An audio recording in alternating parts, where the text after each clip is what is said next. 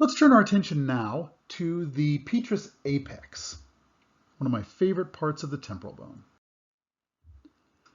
When we talk about lesions of the Petrous Apex, we want to divide them in our minds into airspace lesions that occur within the air cells of the Petrous Apex and non-airspace lesions that are essentially lesions of bone or overlying dura. Airspace lesions in the Petrous Apex occur along a progression, and they are from the most mild to the most severe. You can begin with asymmetric neumanization. This is one of the most important lesions to understand in the temporal bone because it is probably the most common error I see in the temporal bone is not understanding asymmetric neumanization. It's actually a normal variant. If one of your air cells gets a little bit of fluid trapped in it, that's just an effusion. That's self-limited, although it can take years to resolve, and it doesn't hurt the patient. It's one of these leave me alone lesions. If that fluid becomes infected, then we call it apicitis, Petrous apicitis. That requires antibiotics and often is associated with osteomyelitis of the petrous bone. If an air cell becomes obstructed, it will begin to expand. An expanded air cell is called a mucosal, and the mucus accumulates and fills the enlarged cell. Taking that one step further, if you get hemorrhagic debris inside a mucosal, then you get what used to be called a hemorrhagic mucosal, and gosh, I wish we could have stuck with the old terminology, because when you say hemorrhagic mucosal, everything about it becomes predictable. Instead, the pathologists have changed the name to cholesterol granuloma, which is just confusing. There are cholesterol crystals in there, but it doesn't help you at all radiologically. In this situation, those hemorrhagic byproducts increase the T1 signal, so it looks like a mucosal. It's just got high T1 signal. If you run into a lesion of the Petrous Apex and you're having trouble figuring out which of these things it is, remember that CT and MRI are complementary. The expansile nature is best seen on CT. A lot of the signal characteristics that allow us to be specific are visible on MRI. If it's too confusing on one of the two, you can recommend the other modality to complete the picture. In my opinion, asymmetric neumanization is the most important concept to understand about imaging of the Petrous Apex. Perhaps the most important thing in the temporal bone overall, because it is so easy to make this mistake. The normal Petrous Apex can have air cells filling it out, or it cannot have air cells filling it out. Both of these are normal. When you see this on CT, it's easy. You can see the septations, you can see the air cells, you can see the normal bone marrow on the other side. Nobody ever makes a mistake when they're seeing this on CT. When you see that same patient on MRI, though, that's when you are potentially going to make an error. Look at this asymmetry. This is so easy to mistake for enhancement in the Petrous Apex on this side, and your eye picks out this asymmetry. We like to think that asymmetric things are abnormal, but it's a trick. This is not truly enhancement. This is intrinsic T1 signal in the Petrous Apex, in the normal bone marrow. We see normal bone marrow bright on this side. We see normal air cells dark on this side. This is not an enhancing mass. This is a normal variant, asymmetric neumanization. Very important concept. So how can this concept of asymmetric neumanization get us into trouble? Here's an example of a patient who was sent to the University of Pittsburgh to undergo stereotactic radiosurgery for treatment of an intracanalicular vestibular schwannoma. And this picture was what got him in our door. You can see the mass that they sent the patient here to get treated, right? It's an enhancing mass. It's at a location that is perfectly symmetric with the internal auditory canal that you can see on the other side. This is clearly an intracanalicular enhancing lesion. That's got to be a vestibular schwannoma. Here's the problem. This patient is slightly tilted in the scanner. This is not actually the area of the internal auditory canal. That's one cut below or one cut above up in the Petrous apex, and this is bone marrow. This is not enhancing at all. When you do a fat suppressed sequence, this is going to disappear. There's nothing wrong. This is normal asymmetric neumanization of the Petrous apex, and this patient went home with reassurance and no radiation. Petrous apex air cell lesions have different appearances on CT and on MRI that helps us distinguish between effusion, apicitis, mucoceals, and cholesterol granulomas. On CT, an effusion still has the geometric organization of the underlying air cells. There are angles and boundaries and septations just like you'd expect for normal air cells, and effusion does not disrupt those septations, and so the underlying anatomy of the air cells and their septations are preserved. As you would expect for benign fluid, it is low on T1 and high on T2, and there's no associated enhancement. Now there's a little tilt here because usually it's usually it's low on T1. Sometimes, if it's had an opportunity to inspissate a little bit, you'll get slightly higher signal on T1. That doesn't automatically make it a cholesterol granuloma because there's no expansion. If the air cells are preserved, a little bit of bright T1 signal, still consistent with effusion. Now, the next step up is when we get an infection and we have apicitis. Apicitis can have some erosion of bone on CT. It's not necessary. Sometimes the cell is just infected and there's no underlying osteomyelitis. Then you don't see erosion. So that's sort of a plus minus. It remains low on T1, just like the effusion, high on T2, just like the effusion. That's going to be a theme.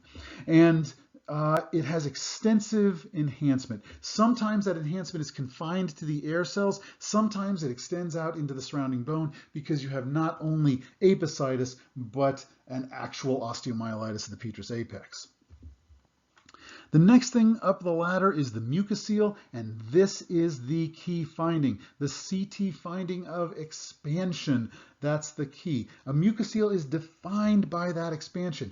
It can be very difficult to appreciate that expansion if all you have is an MRI. Sometimes you've got to get the CT to double check and see that the air cell is enlarged. It maintains the low T1 signal and high T2 signal that we're used to on these other lesions. Sometimes there's a little bit of peripheral enhancement, plus minus, depends on how irritated the surrounding mucosa is. So what happens when we get some hemorrhagic byproducts? How does that happen? Well, as the mucosal enlarges, it exposes, through remodeling of the bone, it exposes small vessels in the wall of the air cell. Those can bleed, and those hemorrhagic byproducts produce cholesterol crystals that can be seen histopathologically. So once again, it's really a mucosal that is hemorrhaged, so that CT finding of expansion is again present. Right, so if all you have is a CT, you can't tell a mucosal from a cholesterol granuloma.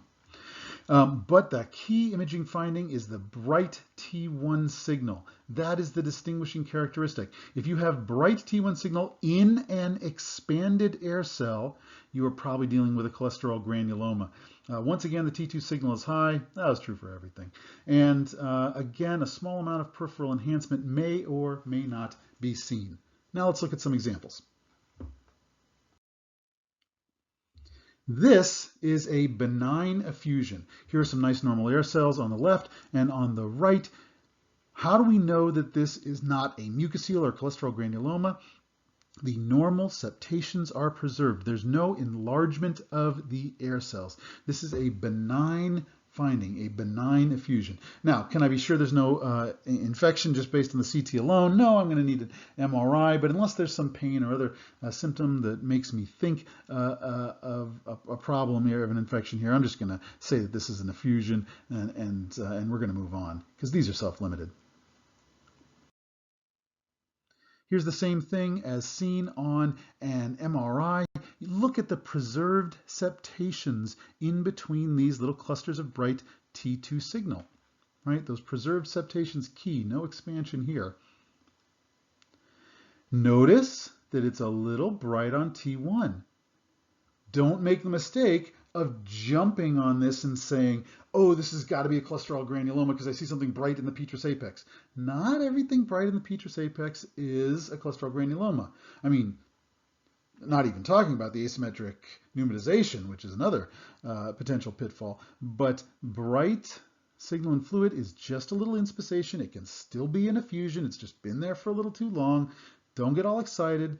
Because these are preserved septations, there's no erosion, there's no expansion, still just an effusion.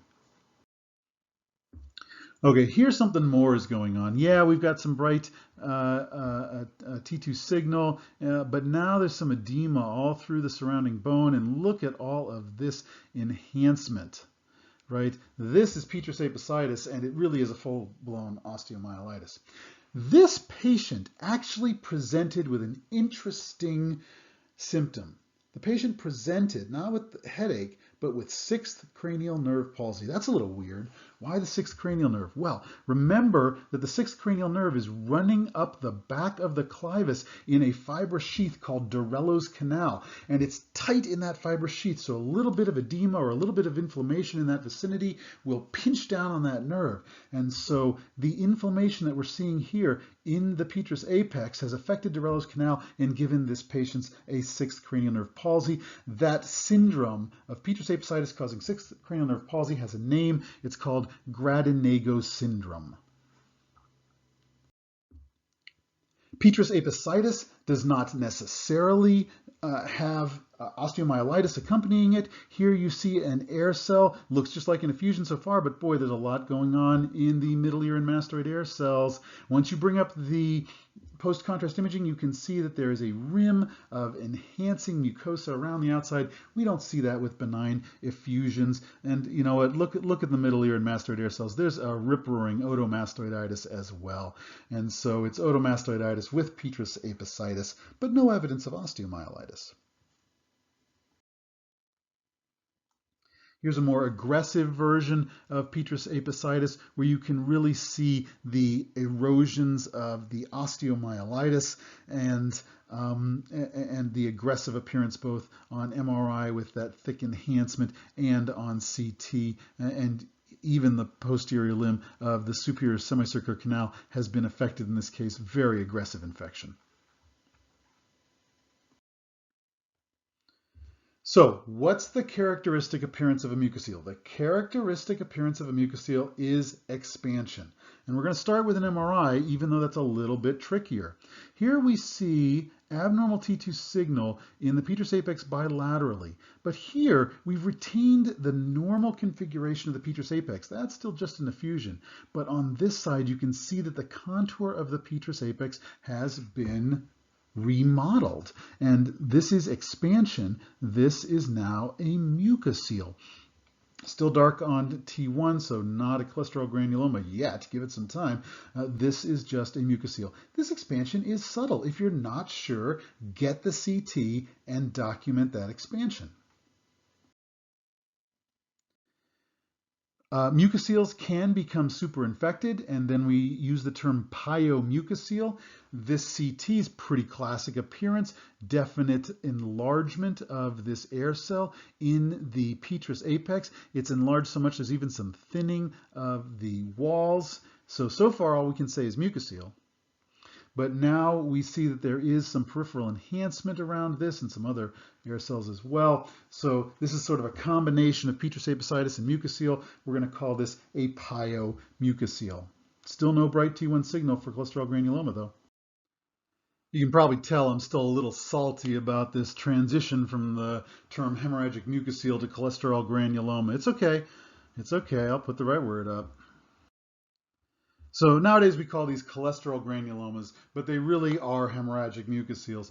So what you see here in the Petrous apex is an expanded air cell, right? The expansion is key, and it's got intrinsically bright T1 signal. This is an unenhanced scan. Intrinsically bright T1 signal, right? No enhancement there, no enhancement there. Bright T1 signal, bright T2 signal in an expanded air cell. That's a cholesterol granuloma. These things can get really big, but the key here is to recognize that this is not enhancement. This is intrinsically bright T1 signal. There is still a well-defined margin. It still has a benign relationship with the surrounding brain. It's pushing it out of the way, but it's not invading anything. This is an expanded air cell, and the CT is super helpful in situations like this if you're not sure. Remember that cholesterol granulomas are not unique to the Petrous apex. They can also arise in the middle ear cleft. They have the exact same appearance radiologically in a different location. These are expanded air cells with intrinsically high T1 and T2 signal. Cholesterol granuloma of the middle ear, because of the appearance of these blood degradation products clinically, they are sometimes called a chocolate cyst. We've talked about air cell lesions of the Petrous apex. Now let's talk about non-air cell lesions of the Petrous apex. We can get meningiomas that drape over top of the Petrous apex and have a characteristic appearance of meningioma. Remember that they often induce hyperostosis, especially when they arise around the skull base. Chondrosarcomas occur in a particular location. They are very aggressive masses, and sometimes you get lucky and they have a characteristic calcified matrix. Metastases are just like metastases to bone elsewhere. They can be lytic or sclerotic. They tend to have very aggressive erosive appearance.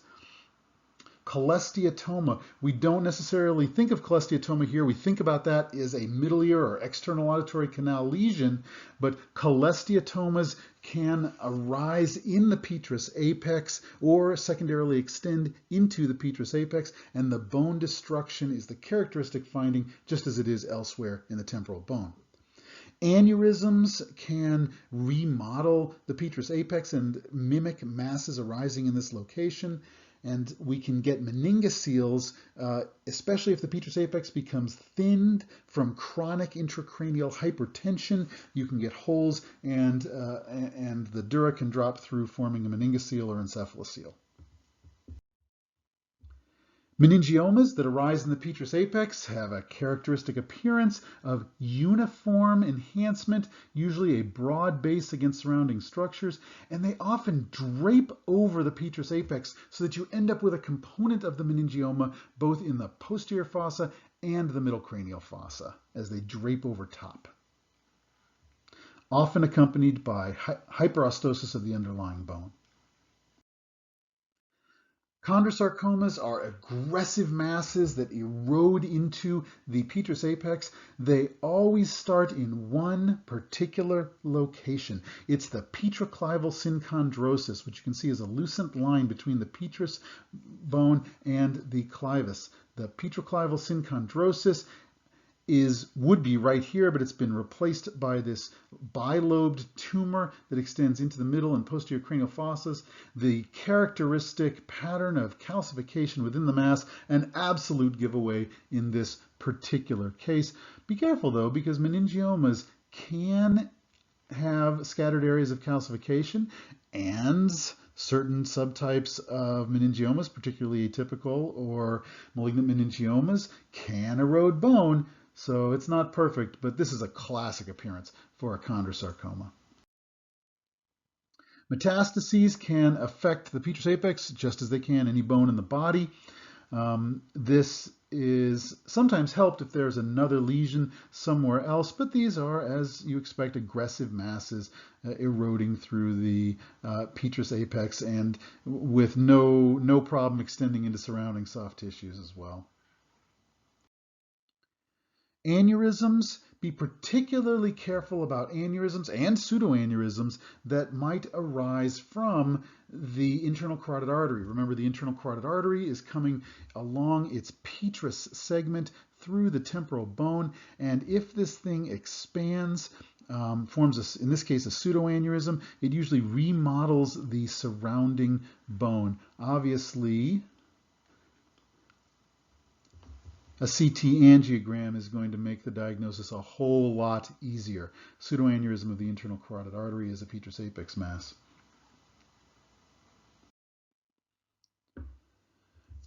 If the Petrous apex becomes thinned, generally from increased intracranial pressure over long time periods, if it becomes thin, the meninges can break through and form a little pocket of CSF in the Petrous apex. Right? These can arise independently at the Petrous apex, or they can arise off of Meckel's cave, at which point they're called Meckel's cave meningaseals. They have bright T2 signal. You might look at this and think, oh, but this is just an effusion, but you can see the communication when you reformat these into coronal plane. Here it is with suppressing on a flare sequence because it's filled with CSF. That's a good clue.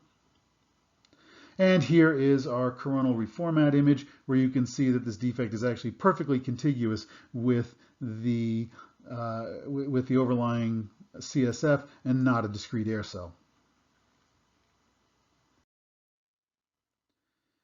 Here's its cousin, the Meckel's cave meningaseal. On this side, a Petrous apex meningaseal. On this side, a meningaseal arising inferiorly off the bottom of Meckel's cave. Same causes, same basic concept here, and obviously in this patient, one of each. That concludes our tour of the Petrous apex. Remember to think in terms of air cell lesions versus non-air cell lesions, and that'll really help you in constructing your differential diagnosis.